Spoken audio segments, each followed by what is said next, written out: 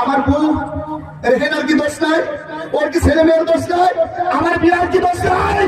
সবাই আমারে ধরে কে, আমারে ধরে কে।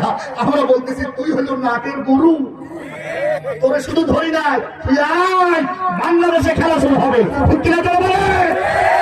আমি মনে করি কি জানেন, এই কথা বলে আমি তো তার ছেড়ে যেতে চাই। ভাই রাগ করছেন আপনারা? ইতিহাস লেখা হবে, এটা সত্য কথা। বললাম ইতিহাস লেখা হবে, এটা বাস্তব সত্য কথা। লেখা শুরু হয়ে গেছে। আমার ভাই, আমার মনে হয় ইতিহাসের পাতায় যত জালিম আছে সবচাইতে নির্লজ্জ বেহায়া, সবচাইতে ঘৃণিত মহিলা হবে এইটা। কেন বললাম? যুক্তি দিচ্ছে আমার ভাই। ম্যাডামের অনুমতি দিলে বলবো?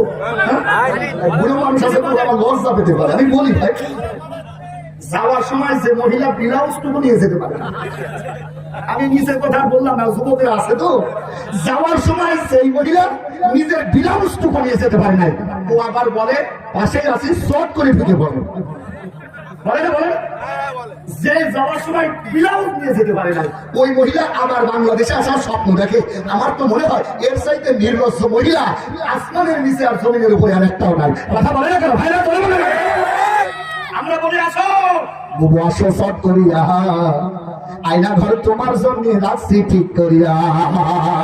বুবু আসো শর্ট করিয়া, আয়না ঘর তোমার জন্য রাখছি ঠিক করিয়া। আমরা রিসেপশনে বৈশাই আছি, রিসেপশনে বৈশাই আছি জোতার মালা লইয়া। বুবু আসো শর্ট করিয়া, আয়না ঘর তোমার জন্য রাখছি ঠিক করিয়া। কথা বলে